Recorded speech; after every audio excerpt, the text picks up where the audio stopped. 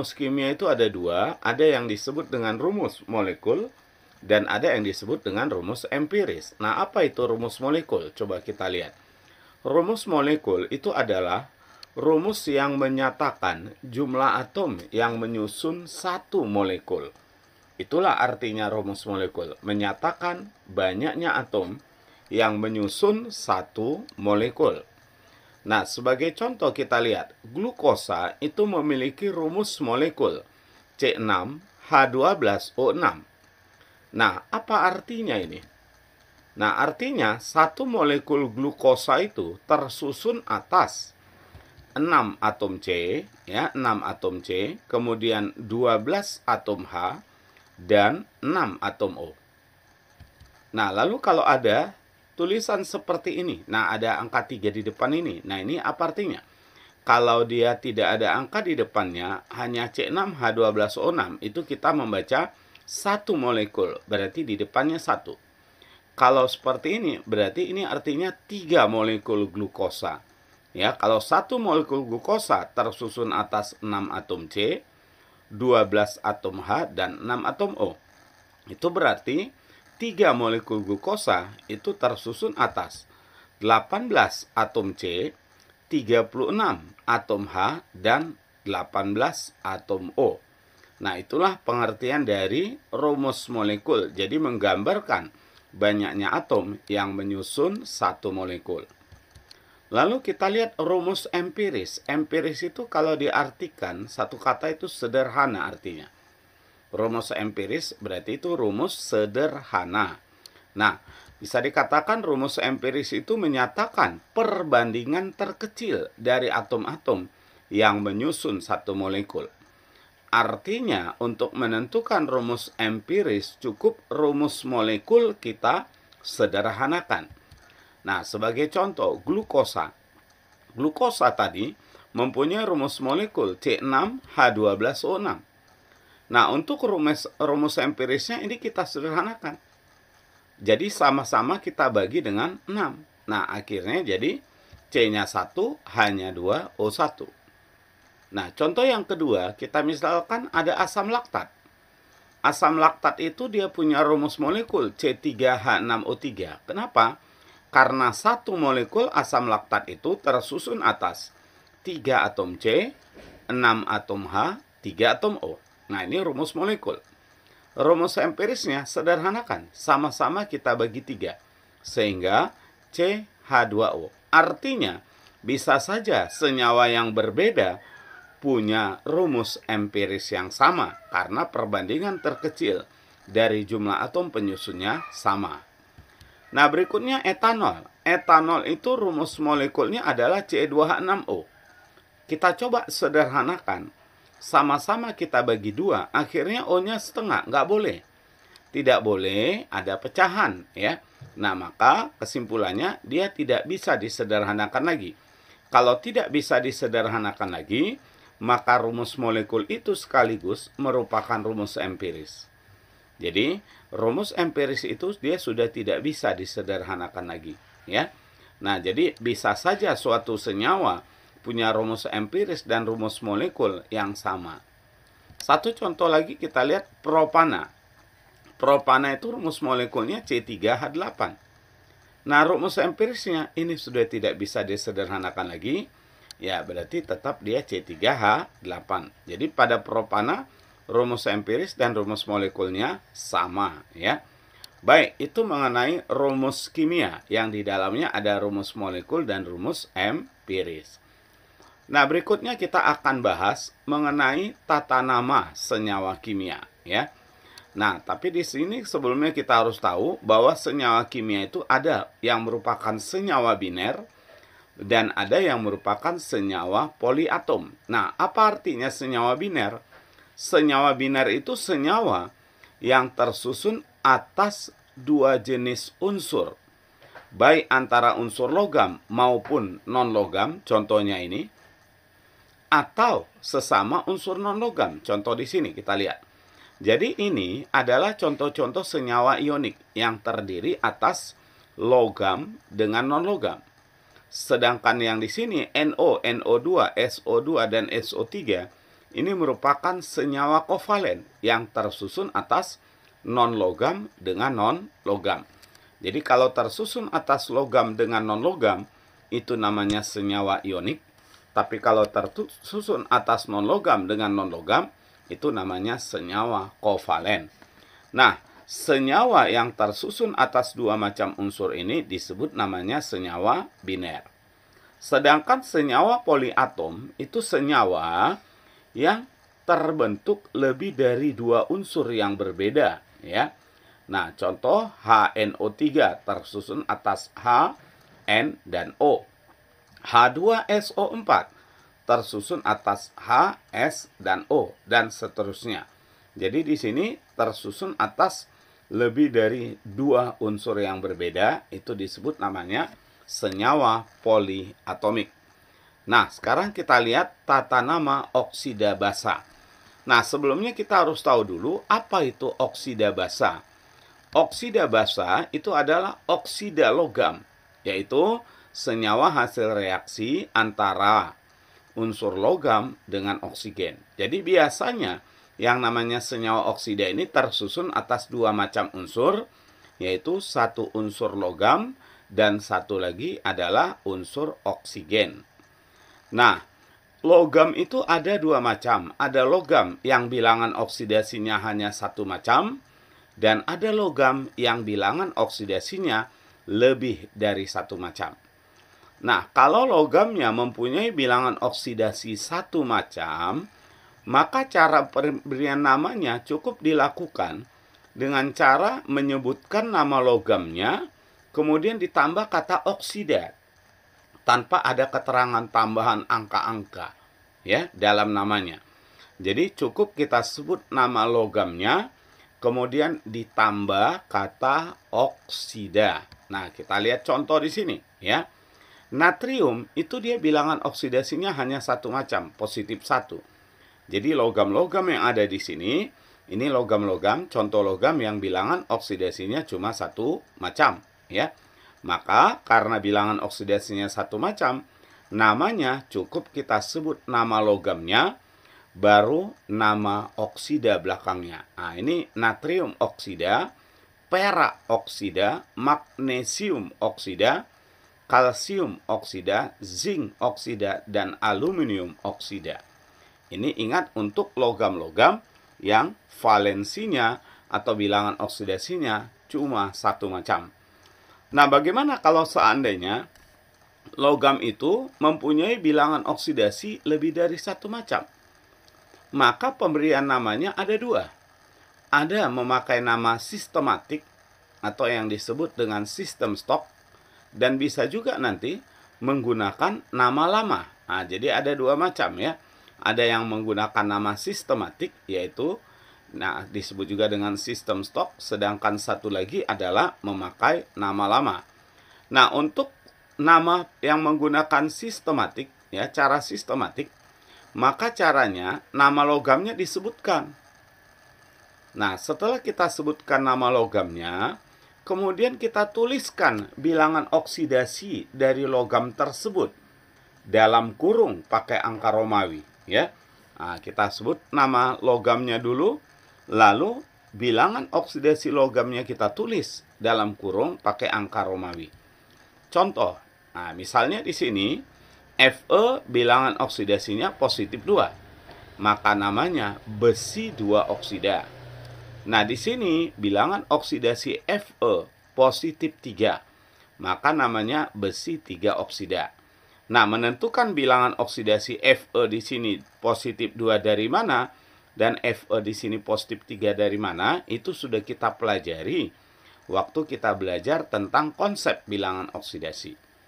Nah, Cu atau tembaga, ini bilangan oksidasinya juga ada dua macam. Ada positif 1 dan ada positif 2. Maka, kalau positif 1 seperti di sini, namanya tembaga 1 oksida.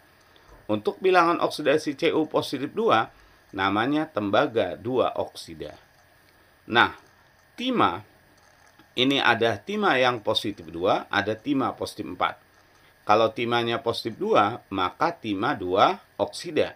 Kalau timah positif 4, itu timah 4 oksida. Nah, sekali lagi untuk menentukan bilangan oksidasi, nah di sini positif 2 dari mana, ini positif 4 dari mana, itu sudah kita pelajari waktu kita belajar konsep bilangan oksidasi. Nah, ini untuk raksa. Kalau raksa 1, ini bilangan oksidasi Hg-nya positif 1, maka namanya raksa 1 oksida. Untuk raksa 2, namanya raksa 2 oksida. Nah, ini adalah sebagian dari logam-logam yang mempunyai bilangan oksidasi lebih dari satu macam. Anak-anak kami, untuk mengetahui bilangan oksidasi logam ini, kita bisa lihat di tabel periodik ya. Fe itu bilangan oksidasinya yang ada positif 2, positif 3 itu bisa dilihat di tabel periodik di kotak masing-masing unsur. Ya, itu untuk nama sistematik. Artinya menggunakan sistem stok, di sini kita menggunakan bilangan oksidasi. Nah, penamaan logam dengan oksigen yang bilangan oksidasinya lebih dari satu macam, selain nama sistematik, ada cara yang lama. Nah, kalau nama lama, caranya seperti ini. Kita tuliskan nama logamnya, ya, logamnya yang bilangan oksidasi rendah. Kita beri akhiran O, misalnya fero, feri. Sedangkan nama senyawa dengan bilangan oksidasi yang logam yang tinggi diberi akhiran I. Contoh seperti ini. Nah, ini Fe positif 2 rendah, Fe positif 3 tinggi. Maka ini ferro oksida, feri oksida. Cu, kuprum, yang bilangan oksidasi rendah itu positif 1, kupro oksida, yang tinggi kupri oksida. Nah, ingat anak-anak kami, bagi Fe 2 itu rendah, tapi bagi Cu positif 2 itu tinggi. Nah, itu tadi saya katakan untuk kita bisa mengetahui bilangan oksidasi masing-masing logam, Cu bilangan oksidasinya berapa saja, itu kalian lihat di tabel periodik. Jadi anak-anak kami sering-seringlah buka tabel periodik ya. Oke, berikutnya kita bahas tata nama oksida asam. Nah, kalau oksida logam tadi itu dibangun oleh unsur logam dengan oksigen yang kita sebut juga dengan oksida basa. Sedangkan oksida asam ini dibangun oleh unsur non-logam yang berikatan dengan oksigen. Nah, pada umumnya non-logam itu bilangan oksidasinya lebih dari satu macam ya. Nah, contohnya S itu ada min 2 ya, kemudian ada positif 4, ada positif 6. Ya, nitrogen lebih banyak lagi ya bilangan oksidasinya. Nah, jadi di sini kita bisa menggunakan nama pakai bahasa Latin awalannya ya. Nah, jadi di sini kita sebut jumlahnya nanti, jumlahnya disebut. Nah, kita lihat nih, Cl, nah maka namanya dikloromonoksida. Jadi untuk unsur yang di depan, kalau satu tidak perlu disebut mono. Tapi kalau yang di belakang, kita sebut dia mono. Kalau jumlahnya satu, ya. Cl2O, dikloromonooksida. Jadi kita sebut dikloromonoksida. Cl2O3, diklorotrioksida. Jadi caranya kita sebutkan jumlah unsur non-logam yang pertama, lalu masuk nama non-logamnya. Kemudian kita sebut jumlah oksigen, baru masuk nama oksigennya, tapi pakai oksida. Nah, itu ya. Nah, untuk unsur yang di depan, kalau satu tidak perlu disebut jumlahnya. Contoh NO, namanya nitrogen monoksida, bukan mononitrogen monoksida ya. Jadi yang di depan kalau satu tidak perlu disebut, yang di belakang kalau satu disebut. Contoh CO2 itu namanya karbon dioksida, bukan monokarbon dioksida ya. CO, nah itu namanya karbon monooksida atau karbon monoksida. Jadi yang di belakang ya, untuk oksigen yang di belakang ini kalau satu disebut, tapi kalau unsur yang di depan satu tidak perlu disebut jumlahnya. Cl2O7 berarti dikloro heptaoksida ya. Nah, P2O5 dipospor pentaoksida dan seterusnya ya. Nah, berikutnya untuk asam. Untuk asam itu ada yang mengandung oksigen, ada pula yang tidak mengandung oksigen. Contoh asam yang mengandung oksigen H2SO4. Contoh asam yang tidak mengandung oksigen HCl ya. Nah, untuk asam yang tidak mengandung oksigen, pemberian nama asam yang tidak mengandung oksigen diberi akhiran ida. Ya, nah kita lihat contohnya HF namanya asam fluorida, HCl namanya asam klorida, HBr namanya asam bromida, HI asam iodida, HCN asam sianida, dan H2S asam sulfida. Ini yang tidak mengandung oksigen, namanya berakhir dengan ida. Nah, bagaimana dengan asam yang mengandung oksigen? Nah, asam yang mengandung jumlah oksigen lebih sedikit, nama asam diberi akhiran id. Sedangkan pada senyawa yang mengandung jumlah oksigen lebih banyak, nah, nama asam diberi akhiran at. Contoh, kita lihat. HNO2, asam nitrit. HNO3, asam nitrat. H2SO3, asam sulfit. H2SO4, asam sulfat. Nah, H3PO3, asam fosfit. H3PO4 itu asam fosfat. H3ASO3, asam arsenit. H3ASO4 itu asam arsenat. Itu tadi kalau dia O-nya sedikit berakhir dengan it, kalau O-nya banyak berakhir dengan at. Nah, tetapi ada juga nama-nama asam yang menggunakan awalan per dan awalan hipo. Nah, ini kalau asam yang mengandung oksigen itu lebih dari 2 macam, ya. Asam yang mengandung oksigen itu lebih dari 2 macam. Awalan per diberikan kepada senyawa yang mengandung jumlah oksigen lebih banyak dari senyawa pada umumnya. Sedangkan awalan hipo diberi pada senyawa yang mengandung jumlah oksigen kurang dari senyawa umumnya. Contoh kita lihat. Nah, ini ada HClO, ada HClO2, ada HClO3, ada HClO4. Nah, di sini yang mengandung O-nya lebih dari 1 macam, lebih dari 2 macam. Jadi, yang umum itu HClO3, asam klorat. Ya, sedikit dari sini asam klorit. Nah, di bawah dari yang umum asam hipoklorit dan di atas dari yang umum asam perklorat. Ya. Nah, ini untuk asam yang mengandung O dan lebih dari 2 macam.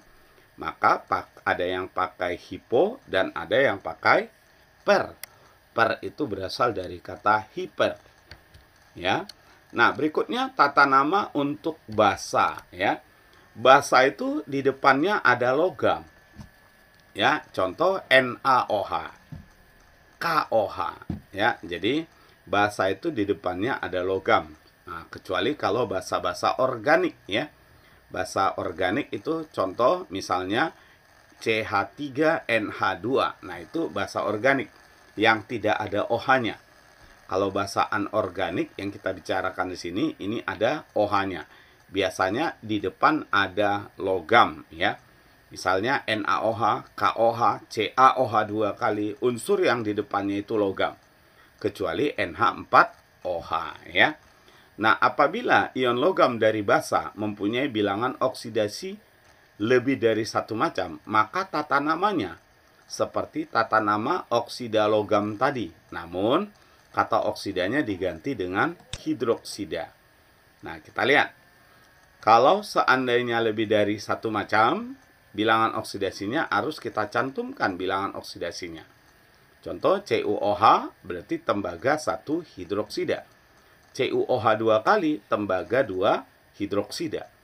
Nah, FeOH 2 kali besi 2 hidroksida, FeOH 3 kali besi 3 hidroksida, dan seterusnya. Tetapi kalau bilangan oksidasinya cuma 1 macam, misalnya NaOH, cukup kita tulis natrium hidroksida. Contoh yang bilangan oksidasinya 1 macam lagi, misalnya Ca, kalsium. Nah, CaOH 2 kali namanya kalsium hidroksida. Tidak perlu ada tambahan keterangan kalsium 2 hidroksida, tidak perlu. Kenapa? Karena bilangan oksidasinya lebih dari satu macam. Ya, cuma satu macam. Yang bilangan oksidasinya lebih dari satu macam itu baru perlu ada keterangan tambahan. Nah, selain penamaan sistem stok seperti ini, kita juga bisa gunakan penamaan cara lama. Nah, yaitu pakai O dan I tadi. Kalau yang rendah berakhir dengan O, kalau bilangan oksidasi tinggi berakhir dengan I. Ferrohidroksida, ferrihidroksida. SN di sini positif 2, SN di sini positif 4, stanohidroksida, stanihidroksida. Nah, dan seterusnya, ya. Itu untuk tata nama basa, ya. Jadi ada cara seperti ini menggunakan bilangan oksidasi, ini namanya cara sistematik ataupun disebut cara stok tadi. Nah, sistem stok, tapi kalau yang ini cara lama. Tapi untuk logam yang bilangan oksidasinya cuma satu macam, maka tidak perlu ada keterangan tambahan seperti ini. Cukup nama logamnya diakhiri dengan hidroksida, ya. Nah, sekarang kita lihat tata nama garam.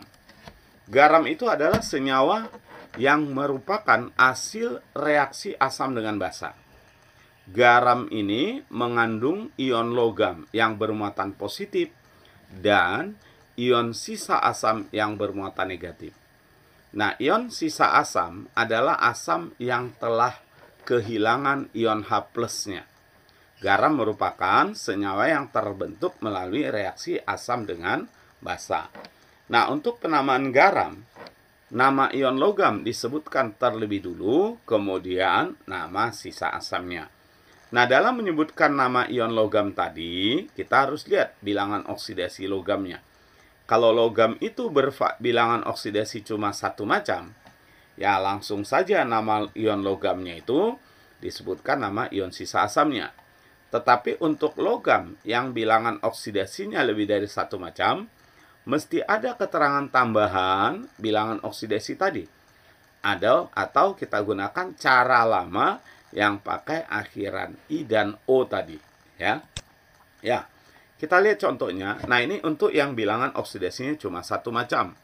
Cukup nama logamnya dengan nama ion sisa asamnya atau ion negatifnya. AgBr namanya perak bromida.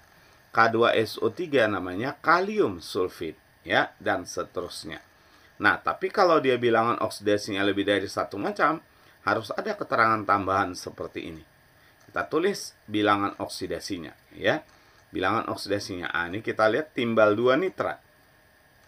Sementara pada magnesium arsenat tidak ada bilangan oksidasi magnesium. Kenapa? Karena magnesium bilangan oksidasinya cuma satu macam. Jadi untuk logam-logam yang bilangan oksidasinya lebih dari yang cuma satu macam, tidak perlu ada keterangan tambahan. Tapi kalau bilangan oksidasinya lebih dari satu macam, maka ada perlu keterangan tambahan. Atau boleh pakai ferro tadi seperti itu, ya. Misalnya Fe di sini positif 3, maka boleh disebut ferriklorat selain besi 3 klorat, ya. Kemudian ini Sn di sini positif 4, berarti tinggi. Jadi boleh disebut timah 4 klorida, bisa juga disebut stani klorida, ya. Baik, anak-anak kami, itu merupakan video pembelajaran tentang tata nama senyawa dan rumus kimia.